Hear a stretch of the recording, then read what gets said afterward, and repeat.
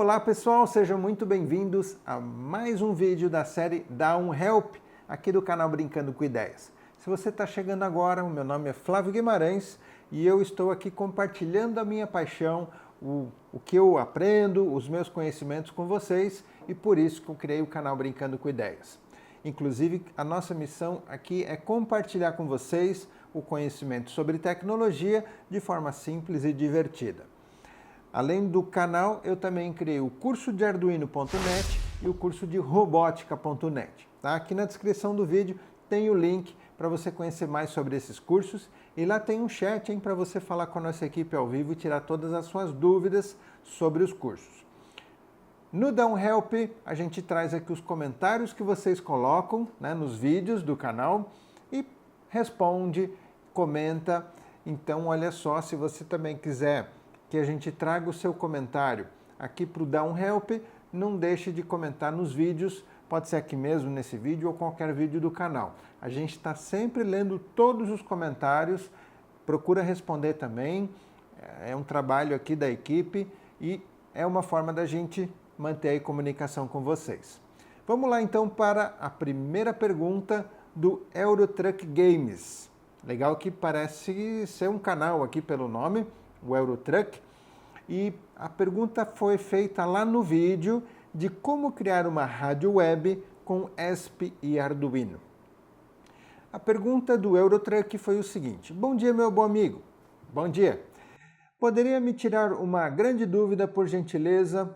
O negativo do 12 volts é o mesmo negativo do 5 volts? Olha, só para também contextualizar aqui o pessoal, nesse vídeo a gente explicou a fazer um circuito, né, um projeto com o ESP, que é uma placa como o Arduino, e o ESP conectado na internet recebe sinal de rádio web, da rádio que a gente configurou, e esse sinal ele passa para uma plaquinha decodificadora de MP3, que vai pegar esse sinal e vai transformar em áudio. Então nós temos ali um alto-falante ligado na plaquinha. Então, para alimentar tudo isso, inclusive o alto-falante, a plaquinha, nós ligamos 12 volts, né, 12 volts no Arduino. E o chip controlador, o próprio módulo MP3, funcionam com 5 volts. Então, por isso que o Eurotruck está aqui perguntando, mas em algum lugar tem 12, outro tem 5, e o GND, que é o comum, né, o Terra, é ligado em comum com tudo isso? E a resposta é sim, é ligado em comum. E assim, se a gente tiver dois circuitos funcionando em tensões diferentes, mas eles são independentes, não precisa ter nada ligado em comum. Óbvio, né? Aqui eu tenho esse celular que tem um circuito interno eletrônico, poderia ter um outro celular, os dois estão desconectados, cada um funcionando, né, por sua vez. Em vez de celular, imagina, o celular funciona aqui com 5 volts, eu poderia ter aqui um outro equipamento funcionando com uma outra tensão, né? Um rádio de carro, por exemplo, ligado numa bateria de 12 volts. Não tem ligação nenhuma entre eles, não precisa ter, logo cada um tem a sua tensão e o Terra não é ligado em comum. Mas a partir do momento em que a gente começa a querer comunicação entre os dois, e pode ser uma comunicação simples, não precisa ser uma comunicação muito sofisticada, a partir desse momento sim a gente precisa que o GND dos dois equipamentos estejam em comum. E isso é o que acontece lá nesse projeto. Tá? Então tem partes que tem 12 volts, tem outras que tem 5, por isso que existe uma ligação em comum entre o GND. Quer um exemplo? Quando a gente utiliza motores com Arduino, a gente precisa ter essa mesma preocupação, porque vamos supor o motor vai funcionar com 12 volts. Às vezes a gente utiliza aquele motor que levanta vidro de carro. Ele funciona com 12 volts. O Arduino com 5. E como que vai, né, o Arduino controlar esse motor? Então a gente vai ter um circuito que controla o motor e esse circuito ele vai estar ligado também entre GNDs, né, entre terra, tanto do circuito do controle do motor como também do circuito do Arduino. Tá bom? Espero ter explicado aí. Bom, vamos para a seguinte pergunta, que é a do Leleco Ataque. O Leleco colocou essa pergunta lá no vídeo como a IoT, a Internet das Coisas, ajudou a agro. Nesse vídeo ele perguntou, e aí professor, seus vídeos são top, obrigado. Uma dúvida, estou trabalhando com o braço robô feito com servomotores e controlado por Arduino. Todos eles estão esquentando. Tem alguma solução para isso? Olha, Leleco, primeiro que esquentar, né? Motores eles naturalmente esquentam mesmo, mas tem um limite aí, né? Se esquentar muito não é normal. Então, o que você precisa se preocupar é o seguinte, os servomotores normalmente eles vão ter a trajetória do eixo limitada. Ele próprio tem um limite, né? Ele vai ter de 0 graus a 180 graus, mas quando a gente coloca o servomotor num braço robótico, independente da articulação em que ele esteja, a articulação ela tem uma limitação às vezes menor do que 180 graus. Então, nesse caso, o que você precisa se preocupar é para que você não faça com que o motor vá para um ângulo maior do que a articulação permite. Porque é o seguinte, muitas vezes, né, a articulação vai parar naquele ângulo limite dela, o motor vai querer um ângulo maior ou menor e ele não vai conseguir. Então o que ele vai ficar fazendo? Ele vai ficar ligado, né, porque essa é a lógica lá dentro do motor. Enquanto o eixo não está no ângulo que você pediu, ele vai ficar ligado, funcionando. Mesma coisa, esquece o servomotor, se você pegar um motorzinho desses de carrinho de brinquedo, né, motorzinhos que são ligados na pilha também, você liga ele e deixa ele girando livremente, ele vai chegar a esquentar um pouco, mas não vai ter problema nenhum, ele vai ficar naquela temperatura. Agora, se você pegar e se você segurar o eixo de rotação dele, estou falando isso para motores fraquinhos, tá? Não faça isso com motores fortes porque você pode se machucar. Mas motores fraquinhos, você segura ali o eixo, ele vai parar de girar. Mas ele ainda está ligado, então ele está querendo girar, tem energia ali forçando para que ele gire. Nesse caso o motor vai esquentar bastante, tá? Pode até queimar, porque esquentou tanto lá dentro que os fios que são encapados, né, que formam ali o mecanismo interno do motor elétrico, esses fios vão esquentar além do que estão preparados, vão derreter e simplesmente o motor vai estragar. Com o servomotor é a mesma coisa, né? Se ele está querendo ir para um ângulo e a articulação não deixa, ele pode ser que esquente. Então, nesse caso, é só você verificar quais são os ângulos limites de cada articulação e no seu programa, criar um programa que esteja com essas limitações, tá? Então tem lá funções na programação do Arduino que fazem isso. Você pode utilizar a função constrain, se não me engano é constrain. Com ela você diz, olha, manda o ângulo X para o motor, mas limita esse ângulo de, por exemplo, 10 até 20. Então, se você tem ali um valor fora dessa faixa de 10 a 20, essa função vai trazer para a faixa, então, o que chega no motor é algo de 10 a 20. Mesmo que você tenha ali, por exemplo, o ângulo de 100. O ângulo de 100 vai chegar a 20 e é 20 que vai para o motor. Ou seja, dessa forma você protege o seu motor. Tá bom, Leleco? Para a terceira pergunta do Eric Zanoni Borg. Ele fez a pergunta, né? O Eric ele colocou lá no vídeo de como a IoT ajuda o agro. Esse mesmo vídeo, né, que a gente respondeu aqui o Leleco, o Eric também comentou lá nesse vídeo, e ele pergunta assim, como impermeabilizar o Arduino que vai estar em campo para que a umidade não deteriore? Tá? Por exemplo, né, dá para entender aqui o Eric, você colocar no quintal da sua casa, no jardim, numa fazenda. Poxa, a gente fez funcionar tudo ali na bancada, ok, e agora para colocar isso, né, num local onde tem umidade, pode ter chuva, sol. Então aqui a dica, Eric, uma alternativa é você arrumar uma caixa que proteja o Arduino. É uma caixa de plástico, de preferência, né?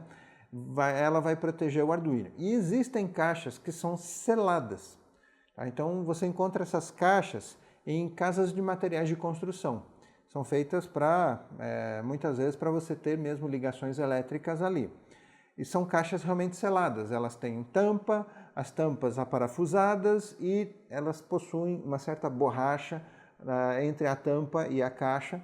Então o que você colocar lá dentro, claro que você pode fazer furos nela, né, para sair às vezes o fio de um sensor, tá? Então você fecha a caixa e se você fizer furo para sair fios, por exemplo, para ligar a fonte, né? Então, nesse caso, é legal você utilizar cola quente para você vedar ali o fio. Depois que você passou o fio pelo furo, então você veda com cola quente, com silicone. Tá? Essa é uma ideia. Outra ideia também é você utilizar resinas. Existem resinas, são inclusive preparadas especificamente para circuitos eletrônicos. Para o circuito não vai ter nenhum problema.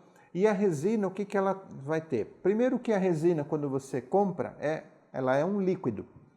E se você colocar esse líquido tal qual no seu circuito, ele vai ficar líquido. Então, a resina ela vem com um potinho chamado catalisador, que é um outro líquido, o catalisador, e quando você mistura com a resina, ela ainda líquida, você consegue colocar ela no seu circuito, e em algumas horas ela fica muito dura, ela vira uma pedra de dura.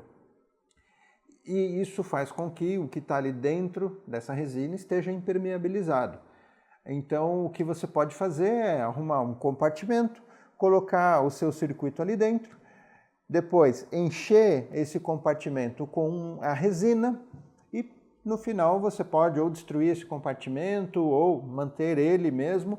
E desse jeito, o que está ali dentro, você pode até colocar debaixo da água, que não vai ter nenhum problema, vai continuar funcionando. Tá? Só se preocupe com o calor, né? O Arduino, quando ele não está com muita coisa ligada, com a fonte corretamente dimensionada, ele esquenta pouco e não vejo nenhum problema que ele esteja ali dentro de uma resina. Agora, se o seu circuito ele esquenta um pouco, então aí sim você precisa se preocupar porque lá dentro da resina não vai ter ventilação. Então você vai ter que testar para ver se aquele calor que vai atingir não vai queimar o Arduino ou mesmo arrumar alguma forma de você refrigerar a resina por fora, né? Ventilando ou colocando algum tipo de um cooler, alguma coisa assim, tá?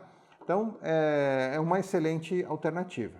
Inclusive, pessoal, lá no curso de Arduino.net, a gente tem, né, uma aula explicando um pouco sobre essa questão da resina, numa aula em que a gente fala sobre como você pode proteger um projeto seu com Arduino para que ele não seja clonado, né, copiado.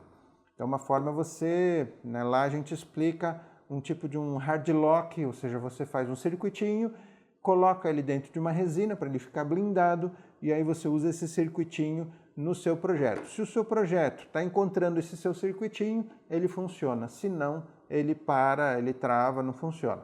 É uma forma de você garantir que quem tem esse seu circuitinho secreto, só você vai saber o que tem ali dentro e só você vai saber o que ele se comunica com o Arduino. Por exemplo, ele pode mandar um código, né? Ele pode ter um código e aí o seu sistema vai verificar isso, um código criptografado, alguma coisa assim. Então, né, lá vocês têm essa ideia e eu comentei disso porque lá a gente coloca essa resina para fazer esse tipo de proteção, tá? Bom, última pergunta do Entendendo as Coisas. Legal que também parece ser canal. Olha só que bacana, vários canais seguindo a gente. Então, um abraço aí para o pessoal do Entendendo as Coisas. A pergunta dele foi lá no vídeo de como fazer um delay sem delay, né? Ele colocou assim: fiquei curioso em algo. Eu posso usar diferentes tempos em diversos lugares usando a função super delay, tipo um tempo de 250 milissegundos num ponto e outro de 500 milissegundos, só passando o valor como parâmetro? Então a resposta é sim, você pode. E também para contextualizar aqui, lá nesse vídeo nós explicamos como que você pode fazer para você criar um seu próprio delay, é uma função. Lá dentro você vai ter um laço em que é ali que vai ficar contando o tempo. Mas dentro desse laço você consegue fazer outras coisas para que o Arduino não fique travado. Então, por exemplo, você tem um delay e ao mesmo tempo você quer que, se alguma coisa acionar um botão, o Arduino capte essa informação do botão. Então, o tratamento do botão pode estar dentro desse loop e ali ele vai ficar esperando, por isso a gente chamou desse super delay. Então, a gente, em vez de chamar de delay normal, chama o super delay, fica olhando o botão ali enquanto está esperando, terminou o tempo, ele continua o sketch. Então é isso mesmo, é só você passar como parâmetro o tempo que você quer e você pode utilizar ela com diferentes valores no parâmetro, o valor que você quiser cada vez que você chama, ou seja, exatamente da mesma forma em que funciona a função delay normal, tá bom? Então é isso, gente. Eu agradeço aqui a todos que mandaram pergunta, mesmo se a sua pergunta não está aqui, muito obrigado. A gente leu, a equipe aqui comenta comigo, né, aquelas perguntas, os comentários bacanas, as críticas legais, construtivas, o pessoal sempre compartilha comigo, porque a gente tem uma reunião semanal aqui com a equipe e também agradeço demais a vocês que mandaram aqui essas perguntas, que nos permitiram trazer esse vídeo para vocês, tá bom? E não se esqueça, hein? Aproveite, coloque seus comentários e se te ajudou de alguma forma, não esquece daquele joinha para a gente dizer para o YouTube lá que você gosta desse tipo de conteúdo. O YouTube vai te ajudar a não ficar te sugerindo aí aqueles conteúdos que às vezes, olha, é chato, né? No YouTube ficar aqueles conteúdos que não tem nada a ver. Combinado, gente? Então é isso, obrigado mais uma vez para todos, um grande abraço e até o próximo vídeo. Tchau, tchau!